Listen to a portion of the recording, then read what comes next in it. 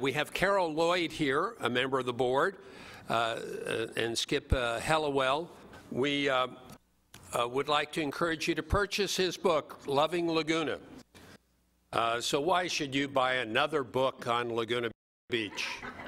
Well, one, there aren't that many, but this includes secrets to Laguna's uniqueness, guided walks, the best beaches, Laguna stories, things to do, wilderness hikes, historic home tours, art galleries, Laguna characters, and places to eat. So you may have an opportunity to pick that up. And Carol Lloyd's, her mother is,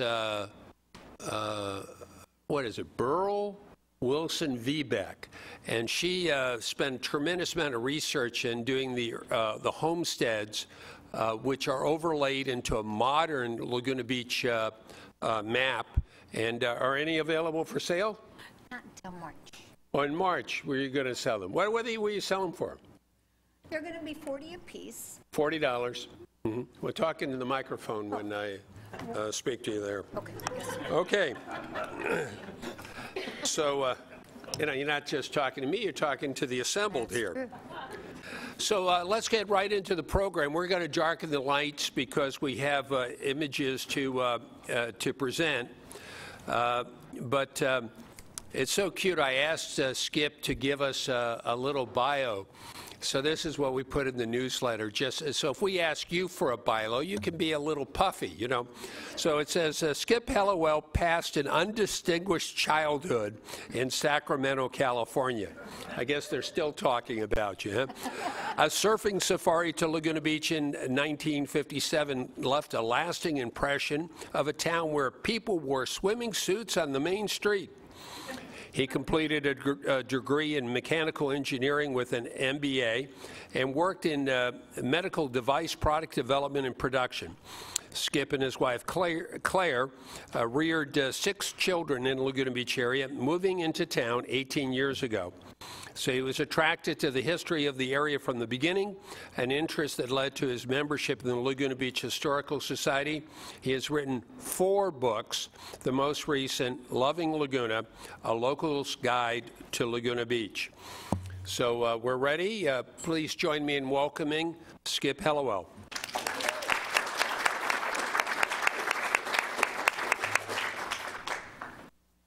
Well, thanks to Gene and the Historical Society and the board for this opportunity to talk about Loving Laguna and the Homestead era, which is has been kind of the forgotten period for Laguna Beach. How do you turn this on?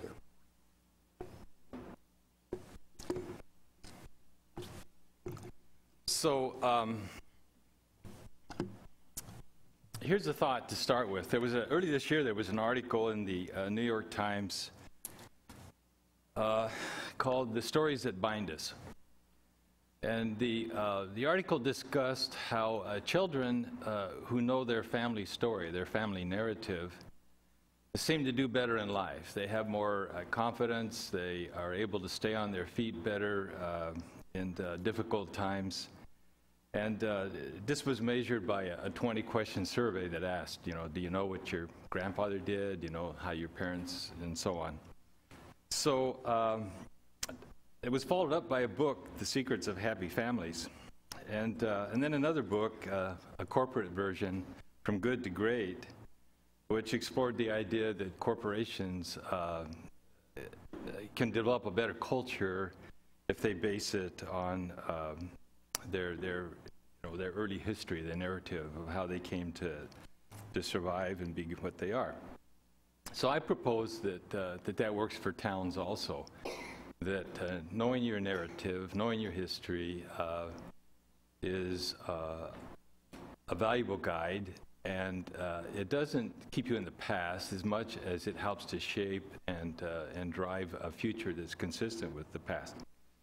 Don't you think that the recent discussion on the village entrance was a reflection of a town that has a sense of itself and has strong feelings, is not going to drift with an idea that doesn't resonate with that. So I thought that these stories would be important to visitors to Laguna, that would help them enjoy their experience here more. It bothered me that I would come to these meetings and hear all these great stories and realize that visitors never hear about them, and also that there just wasn't a good guidebook to Laguna Beach, so I wrote one. So there are people here, I think, who are descendants of early Laguna Beach pioneer homesteaders. Carol Lloyd, you're a descendant of George Rogers, who lived right where this building stands. And Deborah Schroeder is here, a descendant of Harvey Hemingway, Canyon Acres. Drove here from the Central Valley near Merced to be here tonight. So I hope that you'll speak up and share what you have and know about this. I'm going to say some things that probably aren't completely accurate, and so appreciate any comments.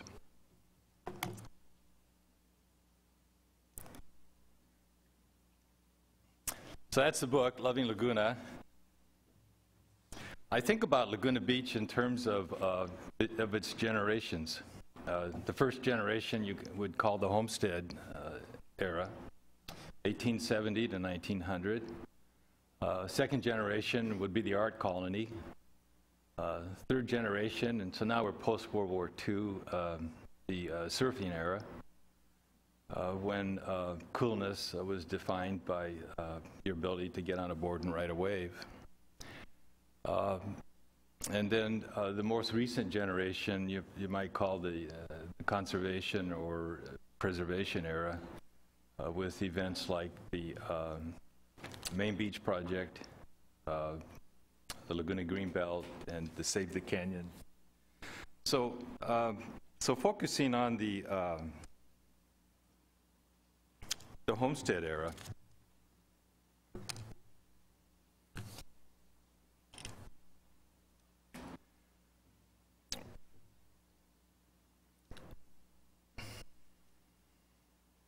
A little bit small to read, but this is the table of contents. So Anne Frank had done a nice job, I thought, of putting together a walking tour for people, and so we expanded on that. 7 walks around Laguna Beach, Heisler Park.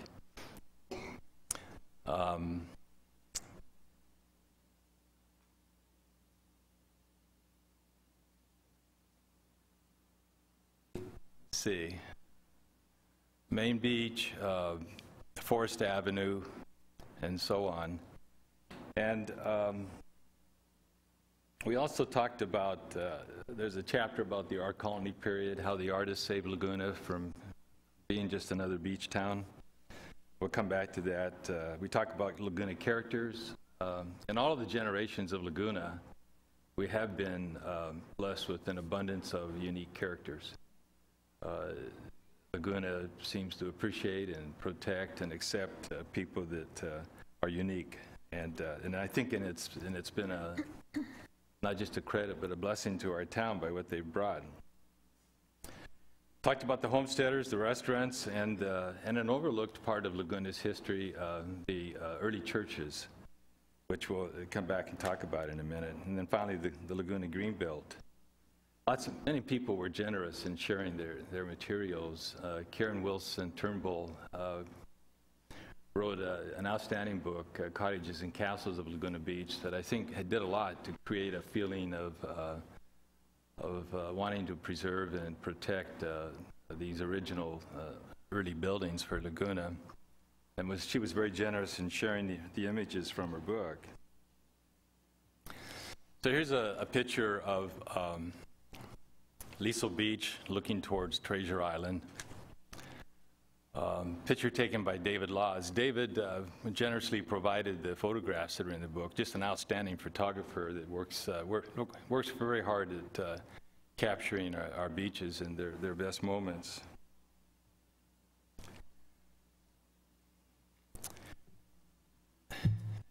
You've all seen this picture. This is Forest Avenue.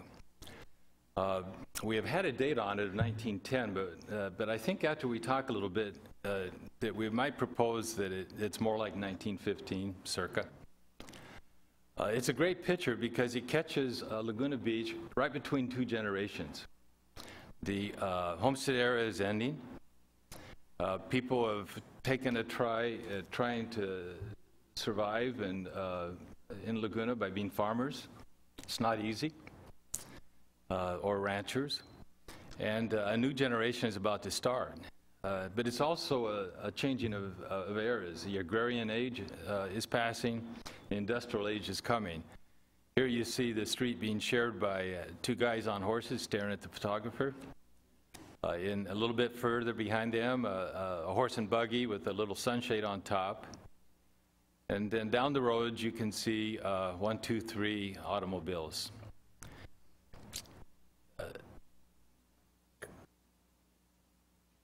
I was curious to try and know more about this picture, and so I went and looked at the two censuses, 1910 and 1920, that bracket the picture.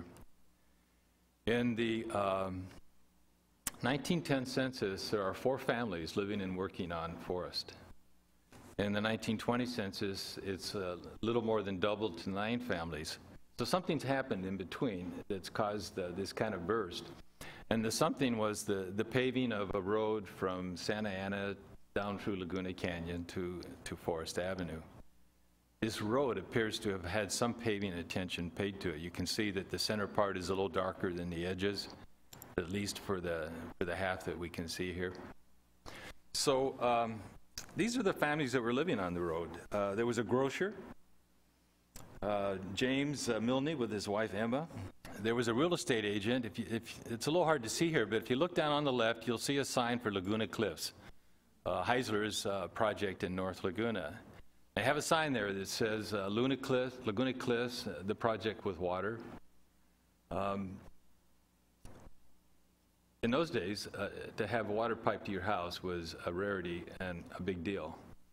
To have a view of the ocean unimpeded, not such a big deal. Everybody had one. So now everybody has water pipe to their house, but we don't all have 180-degree views of whitewater views of the ocean. So Nathan and Gertrude Philbrook are selling real estate. There's a harness shop operated by Oscar and Ora Warling. She's the niece of George Rogers, who Carol will tell us more about, and has been buying property from George and marketing it in town. At the end of the road, there's a farm operated by Lorenzo, Nate, and Catherine Brooks. This is an old homestead family. They're the last of the homesteaders that are actually farming, aside from the Thurston's down in Aliso Canyon. Over on Ocean Avenue, there's 2 families. The Durkham family. You remember Josie Durkham was famous for the picture painted of her with her horse, Girl of the Golden West. But the family is there. They're fishermen. They're fishing out of Boat Canyon, also Oscar Warling's father, Olaf, age 74, is living there. On the other side of Forest Avenue, it's called Riverside Drive, but I think it's Laguna and El Paseo now. We have John and Catherine Ish. He's the postmaster. And a hotel manager, Tom and Bertha Doyle, and the first artist to live in Laguna full-time, Conway Griffith. Maybe living in the hotel based on where he occurs in the census. The 1920 census now has 9 people living on the road. There's only one holdover, and that's the realtor, but his wife has left him. So it's Nathan Philbrook, the realtor. There's a couple named Sims running the grocery store. On the right, you can see the sign for a bakery. The first building on the right is Fred Clapp's General Store, and the second building on the right has a small sign that says bakery. On the left, you see a small sign that says cafe. When you're the only business in town, you get a one-word name and everybody knows where it is, the bakery or the cafe. So there's a German baker, age 32. His name is Albert Wolfer. He's come to town. Charles and Mary Stevens are down the street. He's listed as a pipe fitter. This is the most interesting of the occupations. The only place a pipe fitter might work, I think, is over in Newport Beach. There was a boatyard building steam-powered boats, and he most likely was our first commuter to commute from Laguna Beach. Down at the end of the street, Nate Brooks has died between now and the 1910 picture, and his wife Catherine has moved over to Ocean. Her prior name was Skidmore, and she has two sons, Guy and Joe Skidmore. And so now the farm at the end of the street is being offered by the Edwin and Sarah Foote family. The Often Camps are also living on the street. Fred and Elaine, operating a motion picture theater. Laguna Beach has its second school teacher. It's Alba Burt. She's 20, just out of school, living with her brother. And there's now another artist, Jessie Washburn, a woman of 59, who describes herself as a landscape artist. And over on 3rd Street is Roy Peacock. He and his wife Sylvia have moved here from Los Angeles. He opened a garage. That's his banner down there across the street that you can see, Peacock Garage. And he's a member of the Christian Science Church, and he'll be part of bringing that church to early Laguna. There's also, on 2nd Avenue, a gentleman named Frank Hansen. Frank Hansen describes himself as a newspaper editor. So there was a newspaper. And in the next census, 1930, he's living in Yucaipa, and he describes himself as a short story writer. So maybe it wasn't that easy to make a living as a newspaper man in a town of so few people. I think that a review of Laguna's newspaper history would be a great subject for one of our programs. So this is walking through history.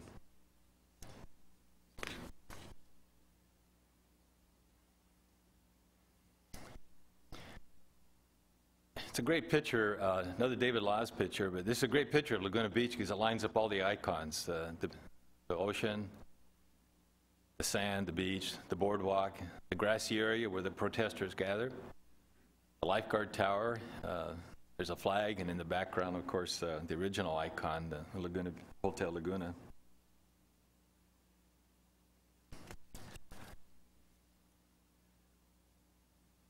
I only include this picture of Treasure Island Beach because I think that the Montage project was an example of things done well in Laguna. There's a lot of history here. It was originally the homestead of Frank Goff. His brother was homesteading to the south. A rumor started that the railroad was going to come through Aliso Canyon and then go down along the coast to San Diego. So investors from Boston came with the idea to buy a property for a resort. They came to Frank Goff first. You know this story. He summoned up an enormous amount of courage and asked $25,000 for his property. This is property that he probably would have taken $2,000 or $3,000 for the day before.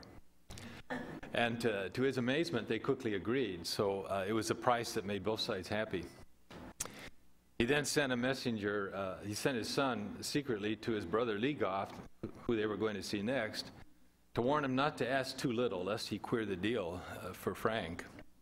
So his brother managed to ask for $14,500. And Frank and Lee Goff were the two winners of the real estate boom of the 1880s in Laguna Beach. There'd be a crash about 1890, and from that moment on, it would be a couple of decades before you could really sell real estate again, or at least at a profit.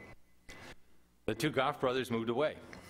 One was dead within a couple of years, and the other moved to Los Angeles. After the Goffs, the Wilson family came and set up a grocery store on the bluff and a beach camp down below on Aliso Beach. People were starting to pull trailers around behind cars. And this continued for a long time as a beach camp and a trailer camp, and then was upgraded to a year-round camp, so it became Treasure Island Park. And we saw that when just up until the time of the construction of Montage, which was recently done. So an interesting example of a town, of a piece of property evolving from the Homesteaders with a good outcome for the city. This is a tour of older houses. I only mentioned 4 in this presentation. First, this is Captain Benjamin Handy's home. It was originally on the bluff near the bottom of Legion. It was relocated to this site on Arroyo Chico. Did I get the name right?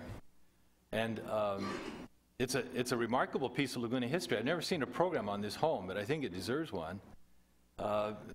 Because first, it's our only classic Victorian, but also because it ties to an early Riverside family that was instrumental in founding the town.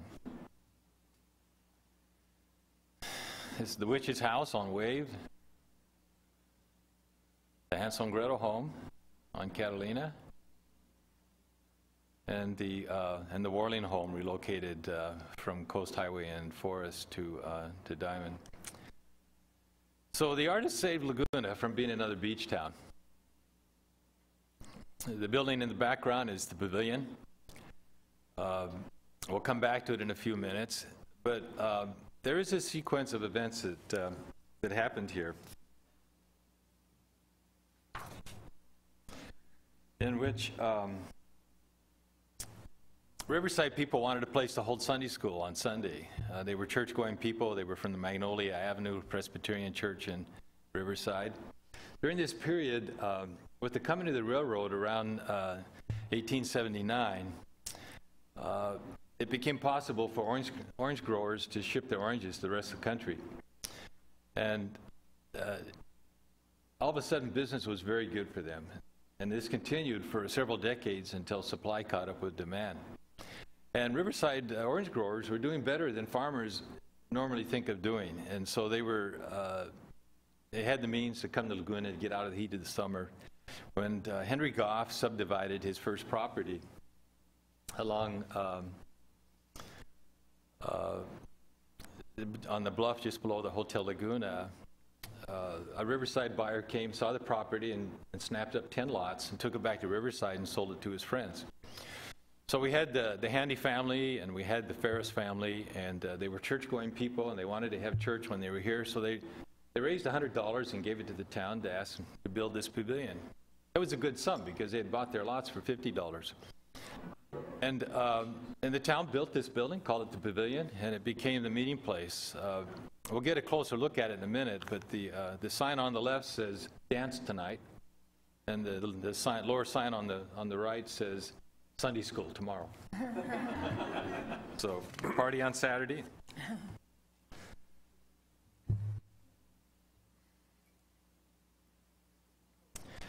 So we talked about Laguna characters, and you know Pancho Barnes.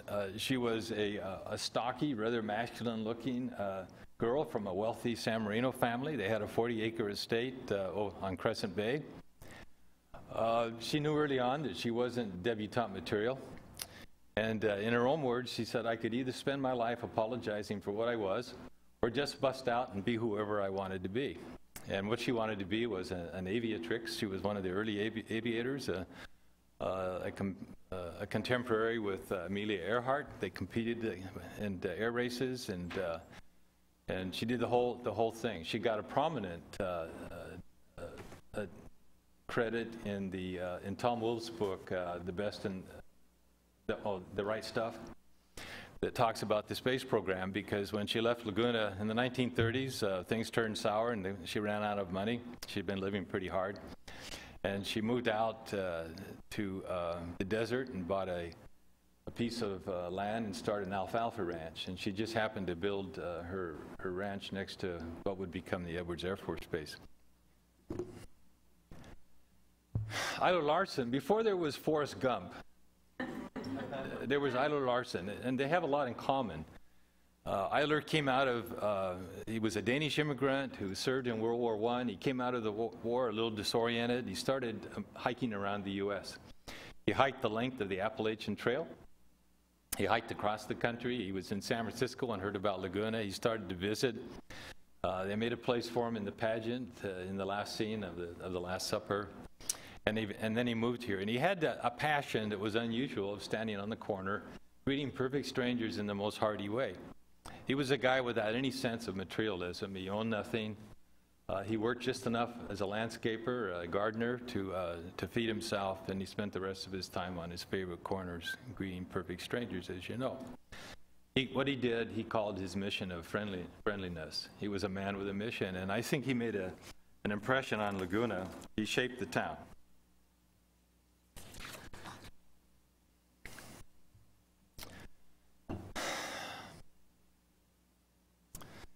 The Duke never lived in Laguna, but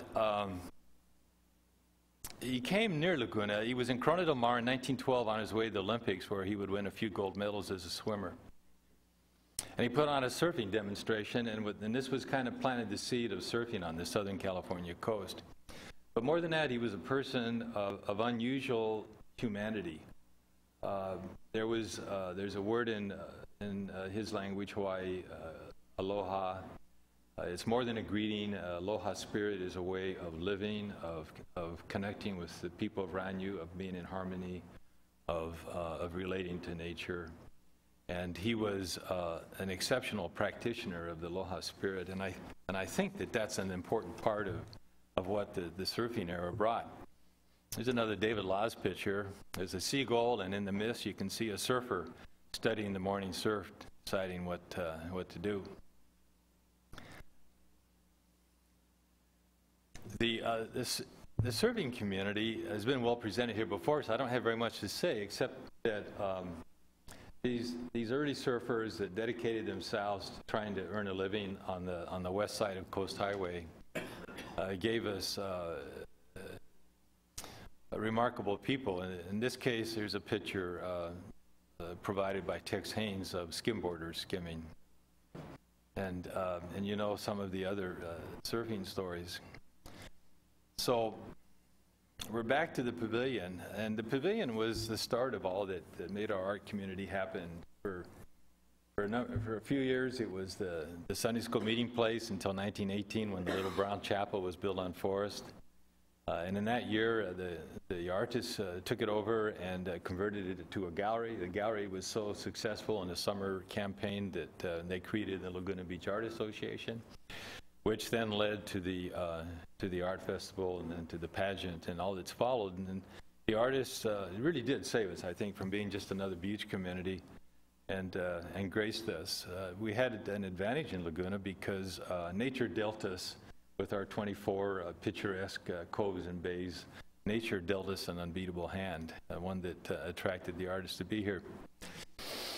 Here's the Presbyterian Church. It's a Saturday morning because that Woody is always parked there on Saturdays. And they play an important place. The stained glass windows are dedicated to the Ferris family. Sylvester and Sabra Ferris were very important people in Laguna because of their influence on the developing of this church. And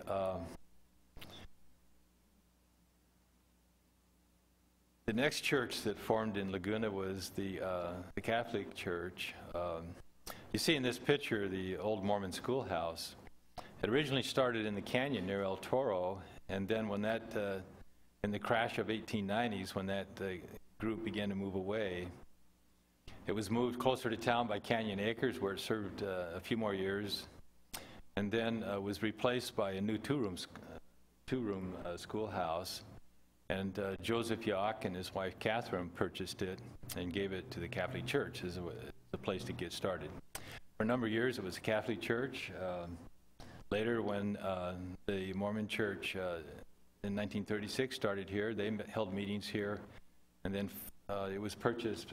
In between, I skipped over. Joseph Kleitz, an important European artist, came here and purchased it with the idea to make an academy and a studio for himself out of it. Unfortunately, he died of a heart attack a few months later. His widow, Edna, continued here. She was an artist, and then in its last incarnation, it was the home of the little church by the sea. And they used it until they outgrew it and built another church. Unfortunately, it's a shame that we didn't save it. Another great beach picture. I only work it in because the Pirates Tower is beneath the house called the Tour, which was built by a public figure and legislator and public speaker named William Brown. And he, with the Peacocks, was a founder of Laguna Beach's next church, the Christian Science Church. They built the building that is on Legion in Glen Eyrie, which is now the home to the Hare Krishna group. And when they outgrew that, they built a new building that they still are using up above Boat Canyon. This is the Mormon church on Park Avenue across from Coast Highway, across from the high school. So now we come to the Homesteaders. In the lower right, there's a picture of the Thurston Farm. The Homesteaders can be seen or appreciated a little bit in this sense. I'm always interested in the intersection of history and families. It makes history, to me, is more meaningful if you can follow it through a family. So here's a view of an important Laguna Beach family, the Clapp family. Blanche Clapp Smith, the last person to live in the cottage where the Historical Society holds its open houses, was the 8th generation of this family. And they started like this. Is that readable? Generation 1 were Germans. They spelled the Clapp with a K. They had been in Germany during the 30 Years' War and after. It was a difficult time. This was the counter-Reformation. It was a difficult time if you were a Protestant, and so many were compelled to leave. Pennsylvania was being settled, and what they wanted was pioneers who were hardy enough to go out and live on the western frontier up against the Appalachians, where they could be kind of a buffer against between them and the Indians, who still were inclined to be fierce.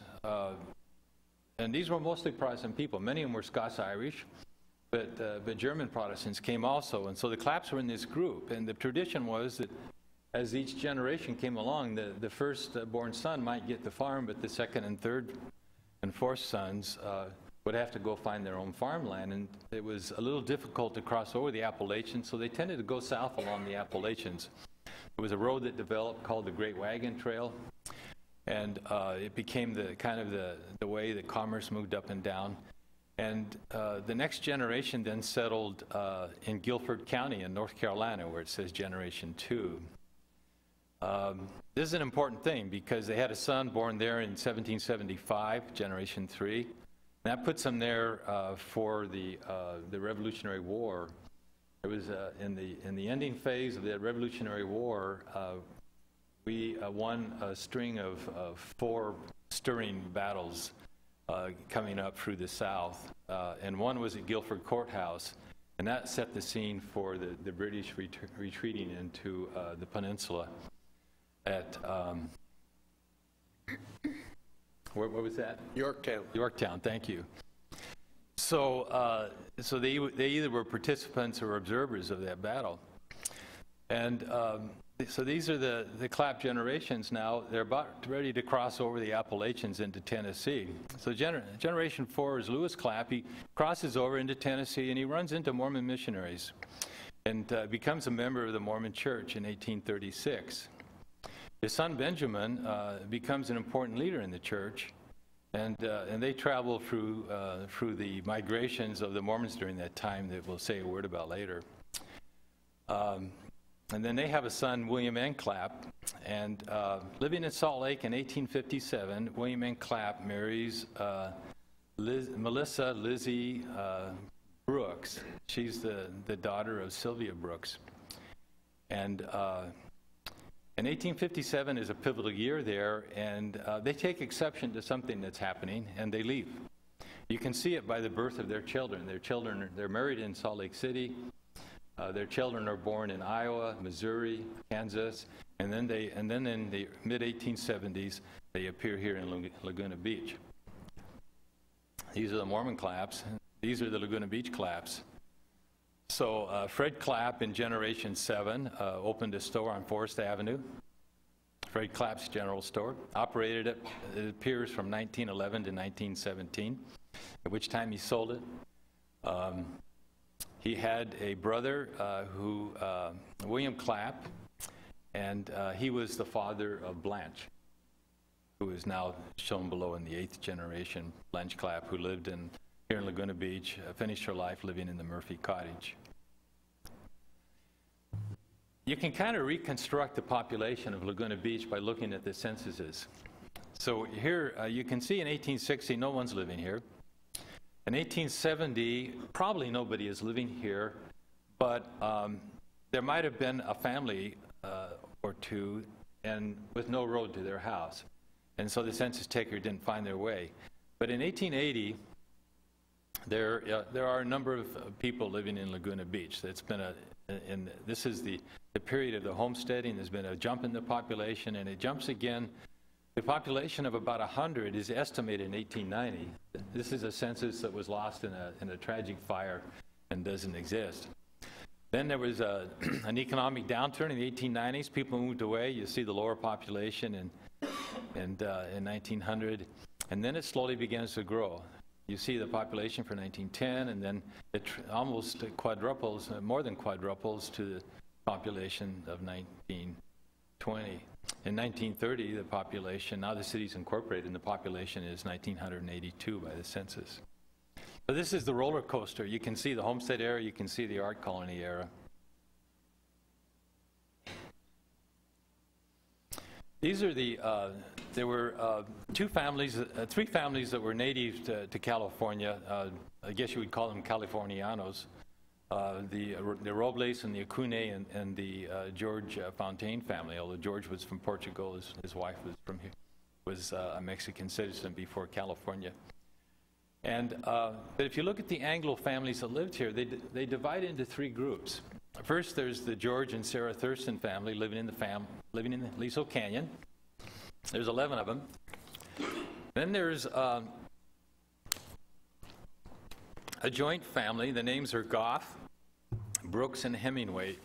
And it works like, fortunately, Illinois had good vital statistics in the mid-1800s. And so by research, what we found was that Harvey Hemingway, who homesteaded at Canyon Acres, had an older sister whose name was Sylvia. Sylvia married a guy named Brooks. They moved to Texas, and he died there in a tussle with some Indians. She moved back, and then she began her journey. But she had 3 sons and a daughter who traveled with her. And they had another sister named Elizabeth, and she married a guy named Henry Goff. He was a Connecticut boy. These people had all become Mormons in their migrations. And Henry Goff had 3 brothers, Frank, Lee, and Hub. Hub was the one that Joe Thurston described as being the brains of the outfit, and he stayed in Laguna. And then at the bottom is Harvey Hemingway. And then there's another group below, and this is the Andrew and Esther Thompson group. They came a couple of years later. They came from Minnesota. The second party in the group is Enos French and his wife Lorene. In the 1875 state census in Minnesota, they're living next door to the Thompsons. And then there's a John Thompson, who was a beekeeper, an apiarist, which was a new occupation. So these were the Anglo families of Laguna Beach in 1880. Of the 9 families, 6 were some kind of a Mormon. They weren't the faithful Mormons that followed Brigham Young to Utah. They were of a more independent spirit, and they found their own path.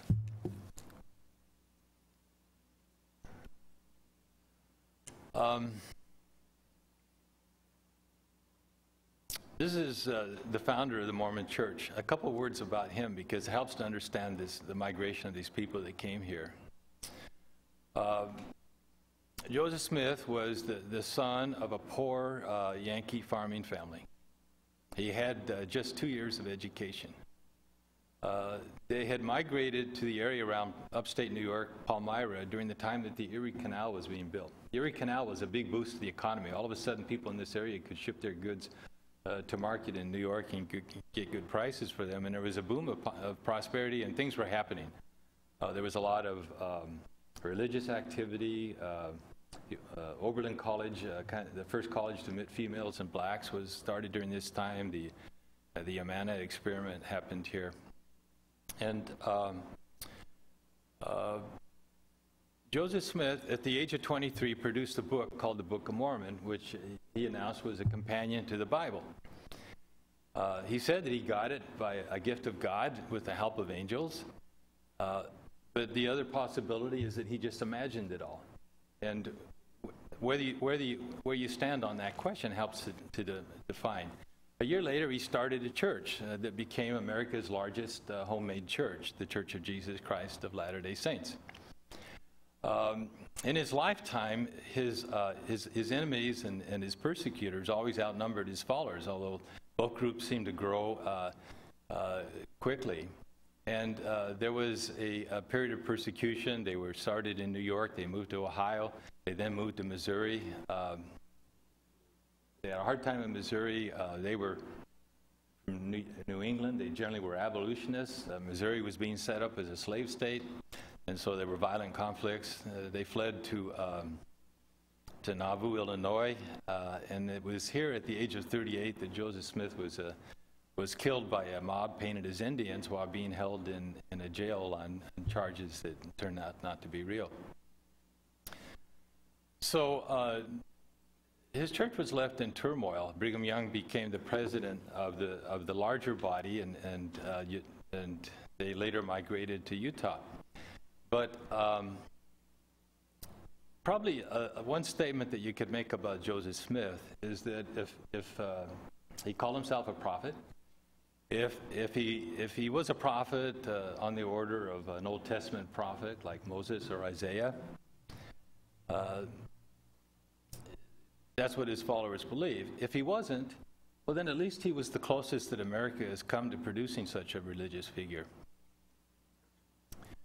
This helps you understand the Mormon migration that we just discussed, from New York to Ohio, to Missouri, to Illinois, to a hard winter in the Iowa Territory, and then the beginning of an epic migration of about 90,000 people by ox cart and hand carts to the Utah Territory. At the time they started the migration, the Utah Territory was part of Mexico.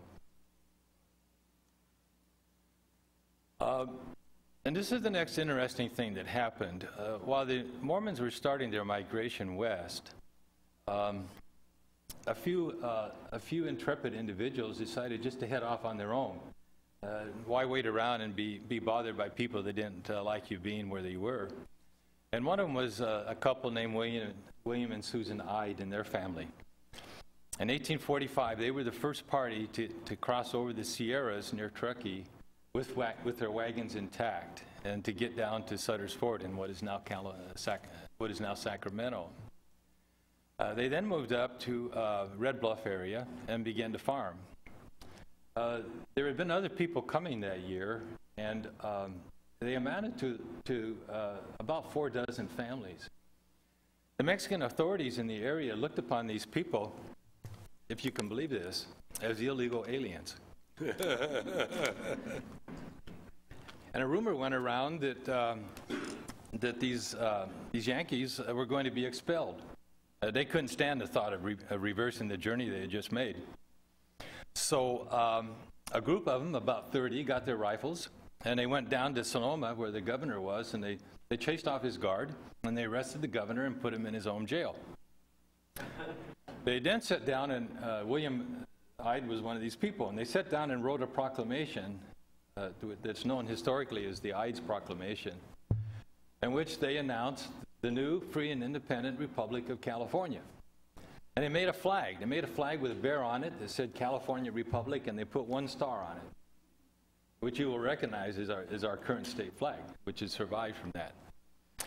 So William Ide was elected the president, and now he was the leader of his own country. It was a remarkable accomplishment done in one day. It's one of the most interesting parts of California history, but you don't often hear about it. Well, a couple weeks later, Captain John C. Fremont of the U.S. Army comes into the area. He's out poking around the west with a surveying party, kind of looking for opportunities for the U.S. He sees what's happened, and he declares himself to be the ranking officer and in charge. And he drafts them into his army, and they begin a drive south to drive the remnants of the Mexican government out of California. About this time, a ship arrives, a U.S. Navy ship arrives, the Plymouth arrives in San Francisco Bay, and Kearny, with other forces, is moving towards Southern California. So Ide was the first Mormon in California. The second, I could make this a little easier. The second point right here, there were a large number of Mormons camping in the most difficult conditions around Council Bluffs, waiting for preparations to move west. And the U.S. Army came to them and said, we'd like to raise a battalion. We're desperate for soldiers. We don't have any forces near to Southern California. We're desperate for forces. We want to raise a battalion of 500 men, and we want you guys to provide it. I have an ancestor that was part of this. And their first reaction, of course, was, we've been persecuted and chased off our property 3 or 4 times now. You didn't do anything to protect us, and we're not that eager to help. And but eventually they were convinced, and it was formed what was called the Mormon Battalion. Marched down to Santa Fe and helped in liberating that town. No actual battles involved. And then they marched across the deserts of the Southwest, an untracked area, building a road as they went that later became the route for the Pony Express and the Butterfield stage. They arrived in San Luis Rey and then to San Diego just as hostilities ended. So this group never actually participated in any battle. About this same time, a ship, a creative guy named Sam Brannan got the idea that it would be easier to travel by ship than by ox cart walking across the country. So they left from New York, traveled around Cape Horn. The winds carried them to Hawaii, and then when the winds were good, they sailed back to San Francisco. It was what you'd call the Mormon Mayflower. It was a journey of 23,000 miles by about 340 people. 11 of them died on the trip. And when they arrived at San Francisco, which was known as Yerba Buena then, they vastly outnumbered the population of the town. It was just a small trading post. And so for a period of time, what we call San Francisco became a Mormon community. So if you add up the size of the different parties, at the point that California becomes American territory, hostilities ended in 46, a treaty was signed in 48. It became a state in 50. There weren't very many actual Americans living in California, but but a great number of them were these different parties of Mormons that were roaming around. So they played a big role in the early events in the state. A group, when their year service was up, the Mormon Battalion began to make their way back to where their families were, and some traveled north to Sutter's Fort, Sacramento. And a few stayed there to winter over.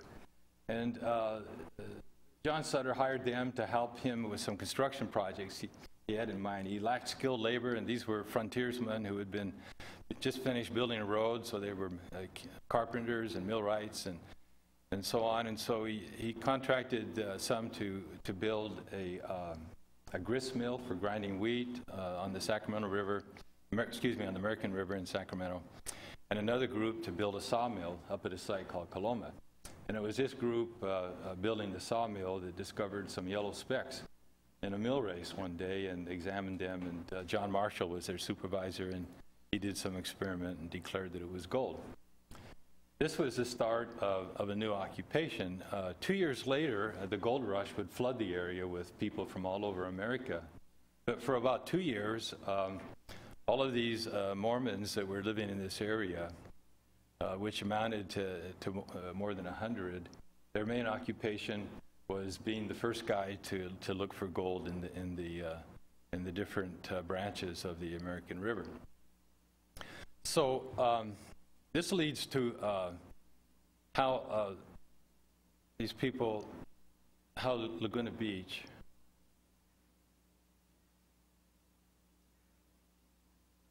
Okay, I think I went one too far. And this chart shows the populating of Laguna Beach. There was a family named Salter that had been in Minnesota, and the dad was an adventuresome guy. He went to California for the later part of the gold rush. He then heard that there was a silver rush in Montana, so he sent word back to his wife and that she should sell the property and load up a wagon and come and meet him in Montana with the children. When she neared Montana, there was an active Indian war going on. It wasn't safe for any white person to travel. But she waited at a fort until a supply train was going to where her husband was going, and accompanied by a large cavalry contingent, and attached herself to the supply train and found her husband. They spent a couple years in Montana, and then they appear in Laguna Beach. And they have a son named Gene, and he's 18 or 19 years old, and he decides to homestead in Aliso Canyon. He builds a shanty, the first step in homesteading, and then for some reason he goes away. And the next year, in 1870, the Thurston family show up. They find this shanty, and they have traveled. The Thurston family was living, pushing the wrong button here. The Thurston family was living in the Utah Territory in the Cache Valley. They had a tragedy happen to their family. An offense had been done to the Indians. And the Indian Chief Pocatello, had vowed that they would kidnap 10 white children as revenge for the offense that had been done to them. It involved the unjust killing of an Indian. And the first child that was stolen, and the only one that's known to have been stolen, was a Thurston child named Rosa, just a couple years old, little blonde-haired girl. And unfortunately, she became ill and was dying in the care of the Indians, and when they went to return her, hoping to get some ransom, she died on the way. And the Thurston family never knew what happened to their daughter. The dad was embittered and angry, and he had just read Thomas Paine's book, The Age of Reason, and was becoming uncertain about his interest in religion, so he left. They took the railroad to Oakland, they took a ship down to San Diego, they bought a wagon and a horse, and they began to look for land to homestead, and they found themselves in that shed. The next group to come was the Dameron family, and they settled in this area where we sit right now, in downtown Laguna, and homesteaded here. After he had proved his homestead, which takes 5 years, he sold his property to the Rawson brothers, who were ranching on the other side of the mountains on what became the Moulton Ranch. And the Rawson brothers, in turn, sold the property to George Rogers. Carol will tell us more about the Rogers family. Finally, there was a family, a Hemingway family, living in northern Illinois, and they determined to come west. I think that there was a possible connection to the Salter or Dameron family, who had preceded them, but they came rather directly to Laguna Beach, and they arrived among the first of the homesteaders. There were only 2 people before them, 3 if you count George Fontaine, the Portuguese fisherman who had homesteaded in the canyon. And this family homesteaded first Canyon Acres. That was Harvey Hemingway. And then you skip over the property that had been homesteaded by John Dameron, which is now owned by either the Rawson brothers. No, it's still owned by Don Dameron when they come. And they homestead Village Laguna, that's Henry Goff. They homestead Arch Beach, that's the Brook brothers. And they homestead the land beyond Arch Beach all the way to the edge of Three Arch Bay. This one family controlled the ocean front from the Hotel Laguna to the edge of Three Arch Bay. And they homesteaded it all. And their only real problem was that they would have had to wait about 80 years for the land to become really, really valuable. Another group came from Minnesota, shown up here, about 2 years later, and followed a similar path. And there's a connection between the 2 groups, because the wife of the Minnesota group, his name was Andrew Thompson. The wife was born in the area that this group came from. So there was a family connection between the 2 that's not defined. So they came and they settled what was left, which was property in the canyon out towards El Toro Road. And the names in that group are Thompson and Loomis and Loomis was married to a sister of Thompson and another name that I'll think of in a minute. And so out of these groups, we got all of the homesteading families that homesteaded Laguna Beach in the 1880s. This view of the Thurston Ranch, Don Sessions and I went here a couple of weeks ago to kind of try and locate the site where the Thurston home set. It's on the third fairway, and I climbed up on the hill and found, I think, a large rock where I believe this picture was taken from. And so I sat there for a while. And it's a golf course now, but in the evening there's a flock of deer that come down and graze on the grass. And the sun was setting at the time we were there. It was very quiet and peaceful. And for a moment, you had a sense of what it was like for the Thurston family. I mean, it was Shangri-La. It was just a beautiful piece of property with the sun setting in the distance over the ocean. Here's a person that deserves more attention. Her name is Sylvia Hemingway. She was the older sister of Harvey Hemingway. She married Spencer Brooks. They were down in Texas, and he died in a tussle with the Indians. She later was in Salt Lake. Her daughter married there in 1857. Then she left and was running a stagecoach station on the frontier in Kansas. She escaped an Indian uprising by grabbing her family and rushing to the nearest fort, and then coming back to find the stagecoach station burned to the ground. And then she shows up here in Laguna Beach. Her youngest son, Nate, is living with her. Her daughter has been married, and she has 2 other sons. So she was a frontier doctor, a midwife. She is said to have delivered 300 children in her time, and never once asked for any payment. In Ramsey's book, she's remembered as an unusually good person who would do anything for anybody upon request. She came to Laguna. I think she was a principal figure in the rest of her family coming here, and she spent her life here. She is probably a person that that merits a little more attention in Laguna history. A remarkable woman of the frontier. So these Mormons organized a church. It went like this. Most of the Mormons went to Utah under Brigham Young. There were a few, but in the different places they had been, there were always a few. When it was time that they were being forced to leave, there were always a few that couldn't. Maybe they were pregnant, or they were sick, or they just didn't want to leave, or they were going to leave a few in a little while. But so there was this kind of reverse diaspora in the trail of these people left behind. Well, in 1860, there was Joseph Smith, who had been killed, had a son who was 11 when he died. His son grew up, and he was approached to become the leader of this new church. They called themselves the Reorganized Church of Jesus Christ of Latter-day Saints, or just the Reorganized LDS Church. So he became their leader, and they started to organize these people that had been left behind, or who had chosen to stay behind. They sent a pair of missionaries to Utah, which took a lot of chutzpah. They organized a couple of branches there, and those missionaries then went on to California. And here they found very fertile ground. In a spring and a summer of missionary work, these 2 missionaries organized 12 congregations around California, ranging from Sacramento down to San Bernardino. It was a remarkably productive period.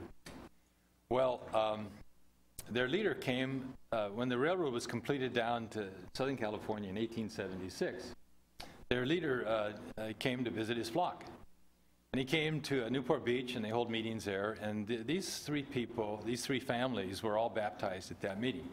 They had been some kind of a member, but not formally baptized or didn't have documentation. And so that happened. And then as the others began to arrive, the same thing happened. The next family was Andrew Thompson, and his group seemed to provide the critical mass that they gave him enough people to organize a church. So they organized a church in 1879. They had a schoolhouse that belonged to the school district, but it was available to them to use. there was in the group, and so if you go down through this group, you see all the Brooks and Clapps and Hemingways and the early migrating families. You can kind of follow the boom that happened, because about 1889, this is this person, I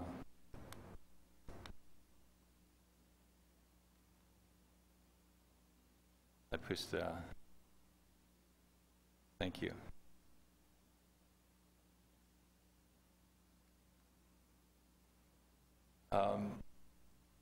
About 1889, people stopped coming.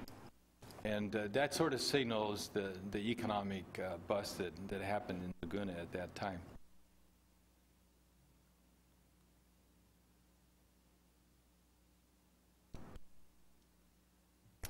So I should mention that there's a girl at the bottom of this list that was baptized at the age 12. Her name was Carrie McKnight. It's a familiar name to us because we have a street named McKnight in North Laguna. Her parents apparently didn't join, but it appears that they felt it was a good idea for their daughter to go to church. And I don't know anything more about this family except that they may be the source of the Night Way. There was a branch up in Watsonville, which is on the Monterey Bay between Santa Cruz and Monterey. It's a farming area. It's called the Pajaro Valley. They have a historical society there. And there was some connection between that branch and the people in Laguna. And somehow the story went that Laguna was a better place to live. So the Butterfields, who lived in Laguna Canyon, one was a dentist, and he had a brother that came with him. Roger with a D family, the Glad Roger family came. The Ladd family, and of course the Clapp family came during this migration. And maybe the Clapps were the ones that made the connection, because there had already been a marriage between the Brooks and Clapp family, and there would be another marriage. So that's the story of the Homestead era of Laguna Beach, and these interesting people and their journey that brought them here. There's a couple takeaways for me from it. First of all, if you follow the intersection of a family through history, you always find interesting stories in a family's adventure. But also that these stories have value.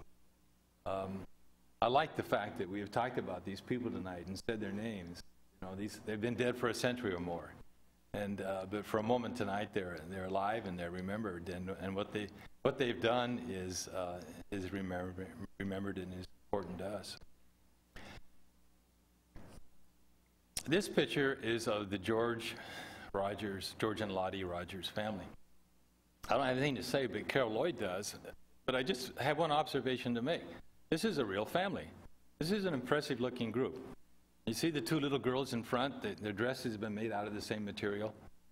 Okay. And the three boys in the middle, looking very manly, standing next to their dad. Is the mom presenting the new baby that looks like about a year old. This is a very fine family that you come from. Well, thank you very much. Very good. Very good.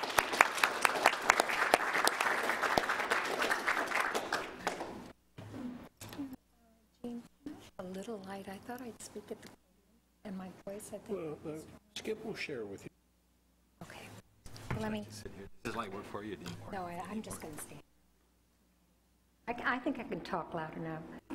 Well, that was a wonderful presentation, and thank you so much. Yeah, thanks. I'm going to be sharing just for a short period of time to kind of follow up with what Skip shared about the original homesteading. That's great. Thank you so much. We all have stories, and my name is Carol Lloyd, by the way. I live in Laguna, and I'm with a group of people at the Laguna Beach Historical Society that I have just become so close to and have respected them so much, and they love Laguna history and local history. And I'm here to kind of share my support of my mother's efforts in our own Laguna history. But now that I'm a member of that wonderful society and on the board, it's so great to be a part of the passion that many of us feel about this.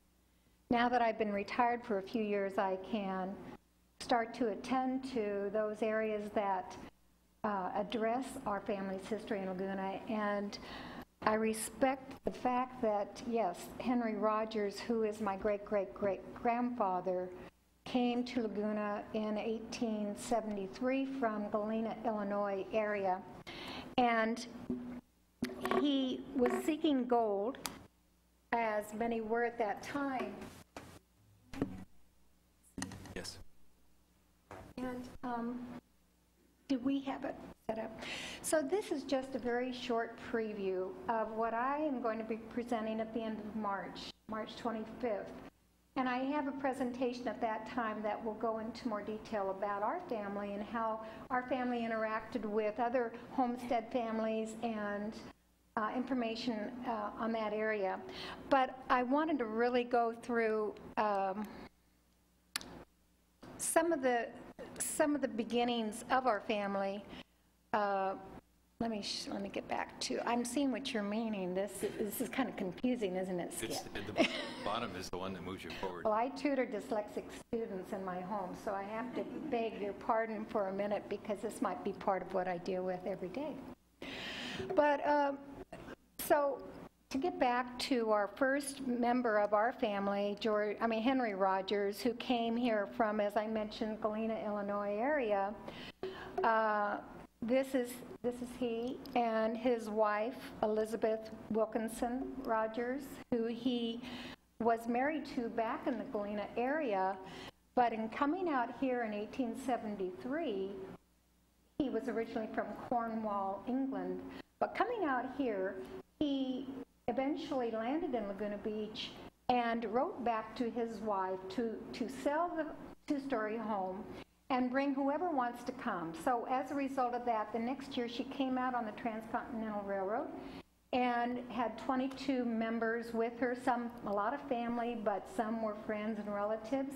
And they came in 2 boxcars for 3 weeks traveling on the Transcontinental Railroad and landed in Laguna Beach, and she said that it was her jumping off point. Now, whatever that means, I really don't know. So there he is with his wife. This is the railroad that they came out on, or a picture of it. And all that typing underneath is my mother's typing, which I respect all of these people in our family who have come. Here's Henry, who married Elizabeth. This is his birth and death range. He arrived in Laguna. He was the 5th homesteader to come to Laguna, and his homestead title was signed by Rutherford B. Hayes. And this is her information. He had a son. Well, they had a number of children, but basically, my line comes from their daughter, who married a Wayman, and he had a daughter. A number of children, 4 of them to be exact. But Jenny Johnson is my great-grandmother, whose sister was Ora Warling. And their daughter was Lenore Wilson, who is my grandmother. And then my mother is Burl Wilson Bebeck, and there I am. So it's a maternal side to our history to Laguna. And this is George Rogers, Washington Rogers, the brother of Mary and the children of Henry and Elizabeth. He married Lottie. They had 11 children. He bought, as Skip mentioned, the homestead from the Rawlings brothers, who had it from John Dameron. And he had 310 lots in downtown Laguna after that. And he built and lived in the ranch house right here where the site is of the city hall, and planted the pepper tree out in front with one of his daughters. And then he also named Forest and Ocean and Beach Boulevards downtown Laguna. He had taken his machinery and actually paved Forest Avenue down. So that was kind of the start of that. But George Washington Rogers is quite a character also. But not to go into all that, as I will more in March in detail, but this really doesn't want to go forward, does it? Skip. The bottom button will move you forward. It will move forward. But I respect and I'm thrilled to have that heritage of my family, but more than that, I respect and honor my mother, Burl Wilson Vbeck. This is a picture of her in the 1990s. She now has Alzheimer's. She's 90 years old, and she doesn't remember me, nor does she speak very much, so she has no idea about the tremendous amount of work that she did for our family history. This is my father and she in 94. And what had happened was that she had heard from her childhood on many stories from her family, her cousins down here, family picnics, etc., about our family owning land in Laguna. And finally, she got to a point in the early 1990s to reread a letter, a speech, basically, that was given by my great-grandmother, Jenny Johnson, to the Women's Club right over here. It was right here, basically, where the ranch house is. But my mother then, that her curiosity was tapped enough to then really pursue what property was this? What are the details about this property?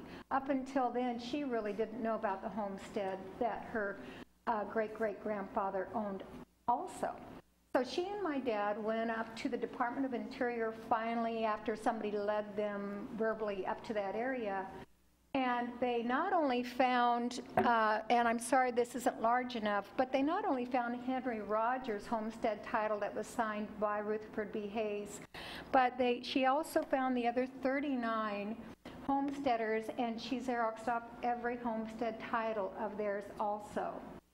So she called me while she was up there with my dad and was as if she had found the gold of California that her great-great-grandfather was searching for.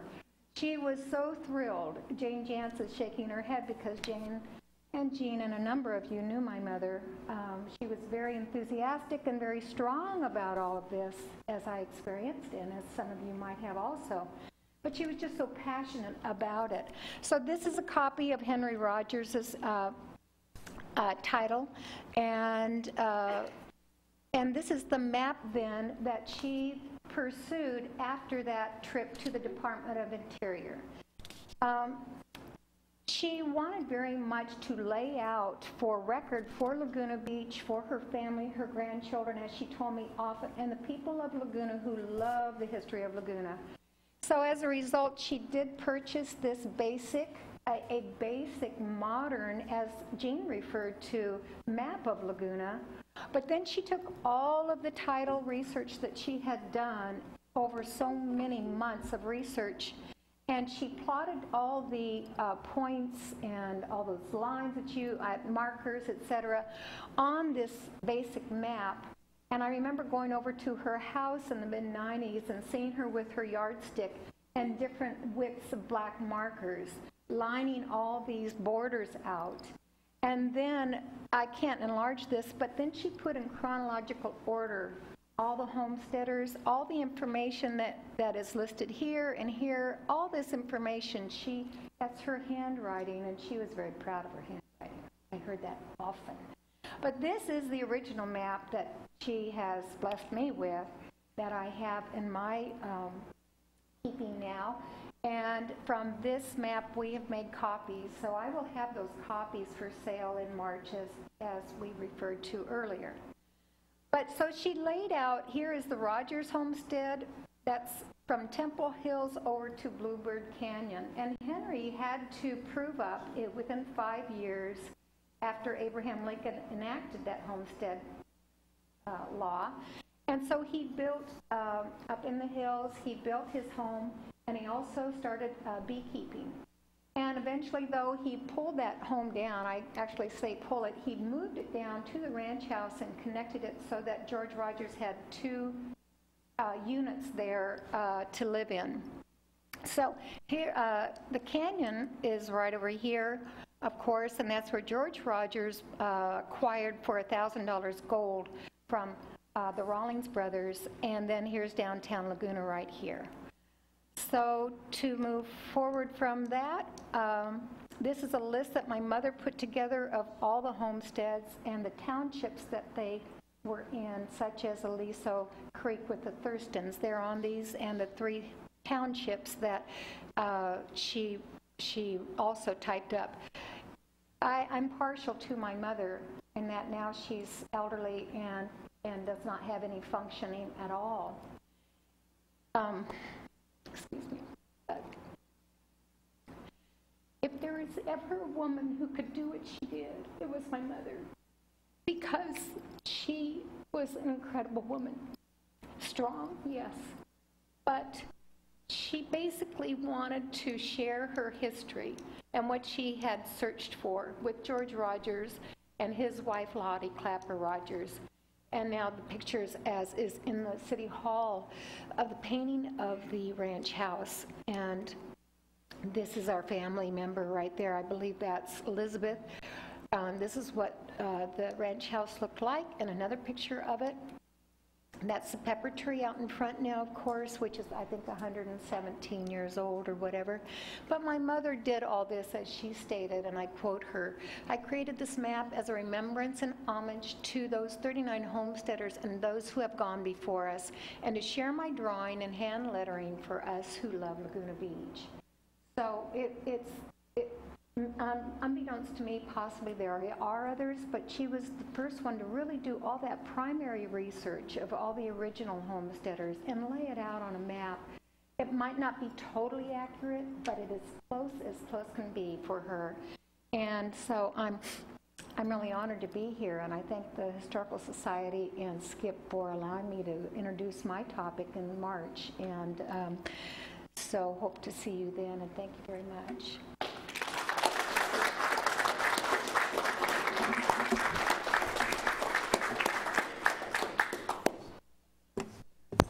Thank you, Carol, and thank you, Skip. We are recording this. If there's anyone who would like to make a comment or ask a question, please come up to the podium and speak into the microphone. Skip, on Harvey Hemingway, Ramsey writes about him being shanghaied and jumping over a ship and swimming to shore. Is that true at all? I wasn't there, but I don't think it happened. Oh, boy. It's a good story, though. Yes, I would say that's a good... How did he end up with 500 acres? Wasn't it Homestead 160 acres? How did he end up with 500? He purchased some. Don? Skip, I just had a quick question. I think it's really interesting, the connection between the Thurstons and their son Joseph Thurston and Mayor Kelly Boyd and the naming of Thurston Middle School. Could you comment on all of those, please? You know, we have, the mayor is a descent of Joe Thurston's wife, Marie Harding. And, but we actually have the Keller family in Laguna. Gail Keller is the mom. Are direct descendants of another Thurston sibling, a brother. It was an unlikely courtship because Joe Thurston had grown up in a rather lonely situation. His dad was kind of a difficult, harsh guy, and Joe wasn't well socialized. He left behind a remarkably good book, his memoir, Laguna Beach of Early Days. But he found it hard to know what to say. He could be difficult to get along with, people say, that knew him. But Marie Harding was his school teacher as she was younger. She had 2 girls from a marriage gone bad. She was caring for an elderly mother and a sister. She really had a lot of burdens, and I think it was his sensitivity to her burdens and his desire to help that brought them together. This school is named after her. There's also a Sarah Thurston Park in the canyon. It's a development that he did that he named for his mother. But in his book, Laguna Beach, the Early Days, Joseph S. Thurston his father was George Washington Thurston Sr. And there they were in the what is now the golf course, and he would have to go out and watch, keep the wild animals from the various crops or whatever. So it's kind of lonely, but he had something like 9 brothers and sisters. And one of his brothers was George Washington Thurston Jr., who was about 10 years older. And at some point, the old man got a little bit too abusive, and they ran him off. And he took $300, 2 horses, and the buckboard or something, and left them all alone. But Joseph S. Thurston is growing up with 9 brothers and sisters, and then his brother takes his mom to Santa Ana, and all of a sudden, Lafayette and whatever, everyone moves, and he is there to run the farm by himself. And he's got to run the farm successfully because Mom needs the revenue to live in Santa Ana. And so for at least some number of years, Joseph S. Thurston is living by himself, growing, farming. And there's a book, Stories of Laguna, 1908. And in it, they have things about character. So the first greeter, O. Joe Lucas, is in it. Benjamin Hardy is in it, and the pavilion. And they speak like Joseph S. Thurston is a saint. And they show a photo in it, and it's daily we gather around the wagon, because he would come around and sell food. What's better than that? And Joseph S. Thurston basically lived and farmed there for 50 years. When he moved to Aliso Canyon, he was 3 years old in 1871. So in the 1920s, he's around 50 or so. And I thought that Marie Harding Frazier was a widow. No? Well, in any event, she is available, and she's 29 years old. And old man Thurston, who's 50-something, comes down and marries the widow with 2 little children. 2 little girls. One of those girls marries a Boyd and is the mother of our Mayor Kelly Boyd. But even though old man Thurston married Marie Harding Frazier, she dies before he does. She dies in something like 1949. And in the obituary, she must have been a member of about 25 groups. So if you get in, if Laguna Beach is a bunch of joiners, she certainly is an example of that. And just a couple of years ago, the Thurston Middle School now has a display to Marie Harding Frazier Thurston, and that indeed she was a science teacher, a principal, a member of the school board, in addition to community players, director of the Child's Acts and the Peace Pipe Pageant, and she was on the board of the Laguna Beach Art Association, so she certainly deserved to have a school named after her. Yes? Thank you.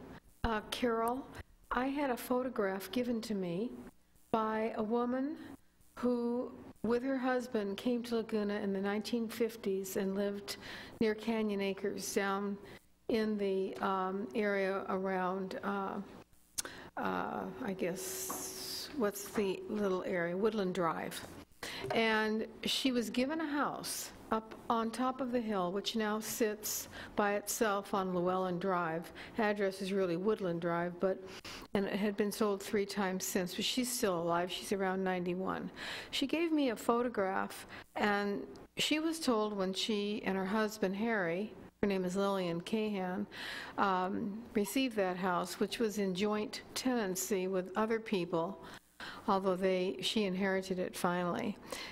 That house, she said, was part, or she understood, or she thought was part of the building that was a collection of a number of buildings, some from before the boardwalk was put in. And that same house is the house that you show.